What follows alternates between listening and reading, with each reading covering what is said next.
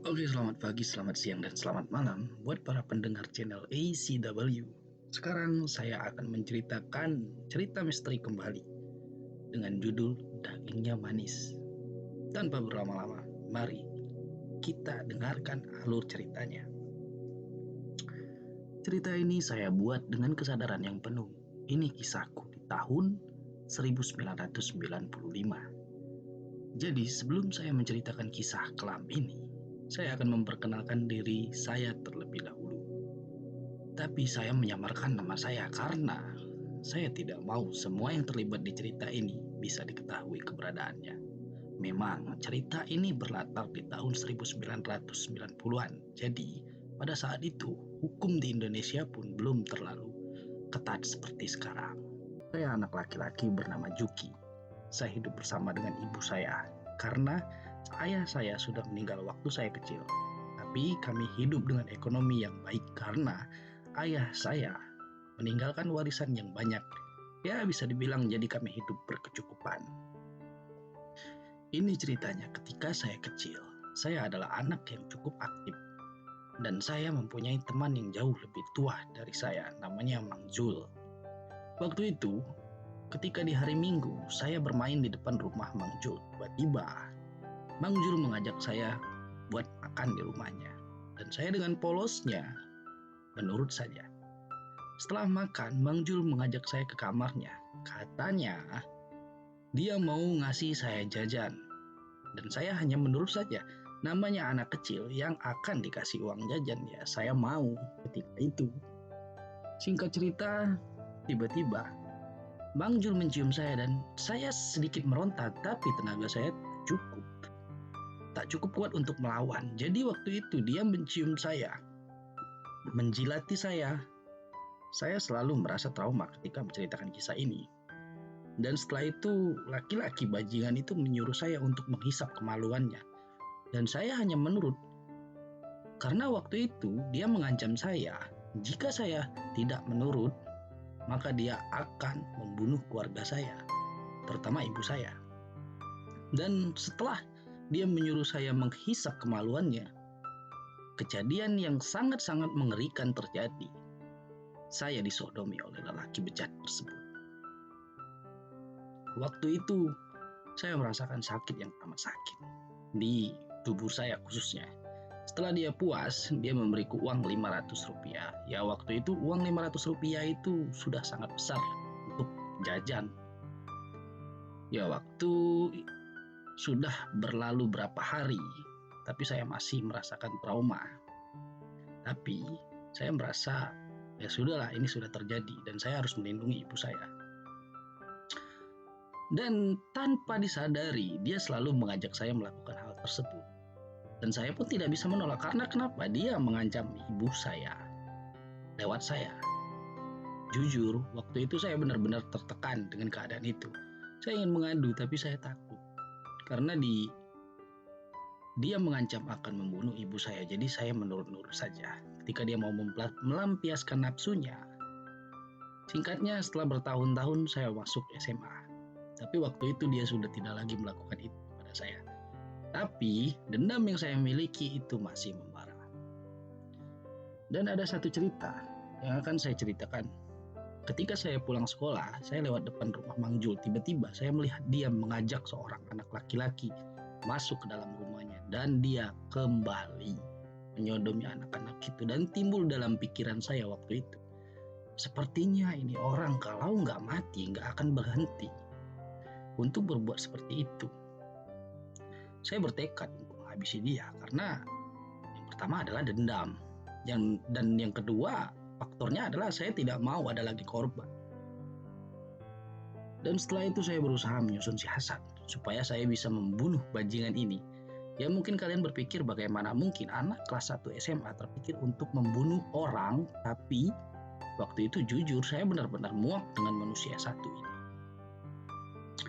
Jadi saya berpikiran untuk membunuh dia ketika subuh-subuh. Jadi rumahnya Mang Jul ini agak di pojokan desa, jadi memang agak sepi dari tetangga. Dia tidak punya tetangga. Mau suara sekencang apapun, orang tidak akan mendengar. Dan ketika subuh itu saya berangkat, langsung dari rumah saya dan berniat untuk membunuhnya. Jadi saya pamit ke ibu saya untuk sholat subuh. Tapi sebenarnya saya tidak sholat subuh. Jadi pas di depan rumah Mang Jul, saya langsung belok ke rumahnya. Dan waktu itu saya masuk lewat belakang karena saya tahu pintu rumah belakangnya itu gampang untuk dibuka. Jadi singkat cerita, pada saat saya sudah masuk, saya melihat ke kamarnya. Saya melihat bajingan itu sedang tidur lelap. Tanpa aba-aba saya langsung memukul kepalanya dan dia sempat sadar, tapi saya tak menghentikan pukulan saya sampai kepalanya remuk. Dan ketika suaranya sudah tidak ada, baru saya berhenti. Setelah itu saya sempat terduduk dan merenung sambil melihat ke arah Mang Jul yang sudah mati. Karena saya mengecek berulang-ulang setelah itu. Saya membiarkan tubuhnya di sana. Dan ketika pagi saya pulang ke rumah, dan yang membuat saya aneh waktu itu sedikit pun tidak ada rasa menyesal ataupun rasa takut. Tidak ada sedikit. Saya malah merasa puas dan merasa plong dalam hati saya. Dan ketika di rumah saya melihat ibu saya sedang masak pindang daging kijang yang didapat dari paman saya yang sedang berburu. Dan setelah makannya siap, saya makan dengan ibu saya, dan ketika makan saya berbicara ke ibu saya. Ini daging apa, Bu? Kok keras banget? Ini daging kijang, Nak. Dikasih pamanmu. Enak kan masakan ibu?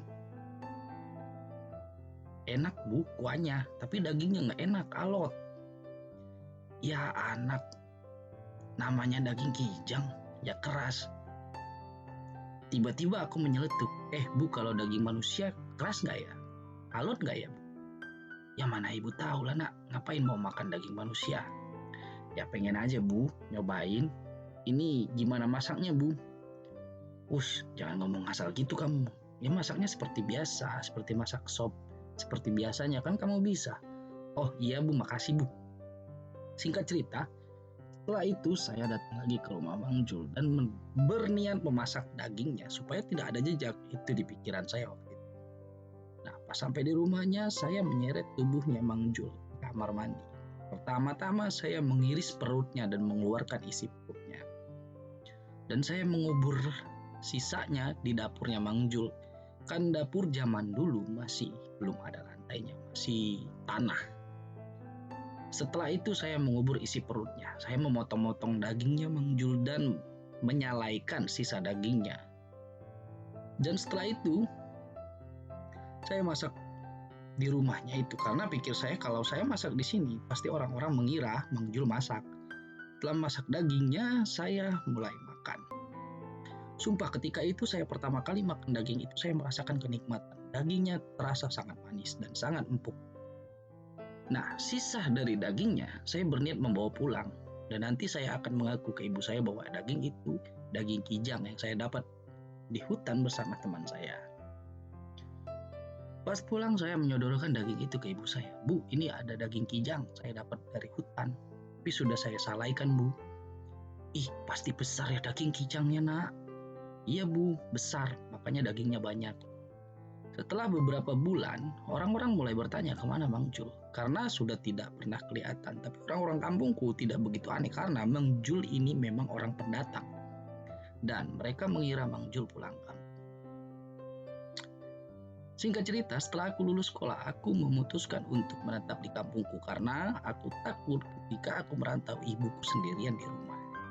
Dan ketika itu, aku bekerja jadi petani karena ayahku dulu memang meninggalkan warisan yang berupa kebun kopi.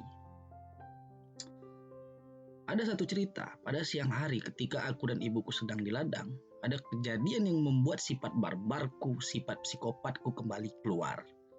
Waktu itu ibuku yang sedang mengambil air di hulu kebun kami dihampiri oleh seorang pria parubaya, dan tiba-tiba seketika pria itu ingin memperkosa ibuku. Jujur, aku tak tahu kenapa tiba-tiba hal itu terjadi karena aku tidak berada di dekat ibuku waktu itu. Aku yang sedang memanen biji kopi tiba-tiba mendengar suara ibuku yang meminta tolong. Serentak aku langsung menghampiri ibu yang sedang dibuahi oleh pria itu. Aku langsung menghampiri ibuku dan langsung menebas leher pria itu. Ibuku menangis karena ibuku sudah disetubuhi oleh pria itu, yang untunglah belum lama dari itu aku langsung datang. Dan setelah pria itu tewas, aku berkata ke ibuku, "Bu, mau diapakan mayat laki-laki ini?" "Bingung ibu nak, kalau kita laporkan ke polisi, pasti nanti kamu bisa jadi tersangka dan masuk penjara nak." "Ya sudah bu, masak saja dagingnya dan tulang-tulangnya kita kubur bu. Gimana?" "Kamu mau makan daging manusia nak?" "Ya gimana lagi bu? Jujur nak, sebenarnya ibu sudah pernah makan daging manusia. Dulu ibu dikasih kakek kamu pas ibu masih kecil." "Oh pantas ya bu, aku merasa tidak aneh ketika makan daging manusia." "Lah emang kamu pernah nak?" "Pernah bu, kalau ibu ingat dulu ujung kampung ada yang namanya Mang Jul. Nah dulu kan aku pernah bawa daging ke rumah. Nah itu dagingnya Mang Jul." "Oh iya ibu ingat nak. Kamu kok bisa sampai membunuh Mang Jul?" "Ya gimana bu, dia telah menyetubuhiku, menyodomiku, dan banyak juga anak-anak kampung ini disodomi oleh Mang Jul. Jadi aku nekat untuk membunuhnya dan dagingnya aku masak. Sisanya yang kubawa ke rumah bu." "Oh ya udah nak, kita masak aja dagingnya ini. Ibu juga kepengen." Aku baru sadar kenapa aku mempunyai sifat seperti ini, karena keturunan dari ibuku dan juga kakekku.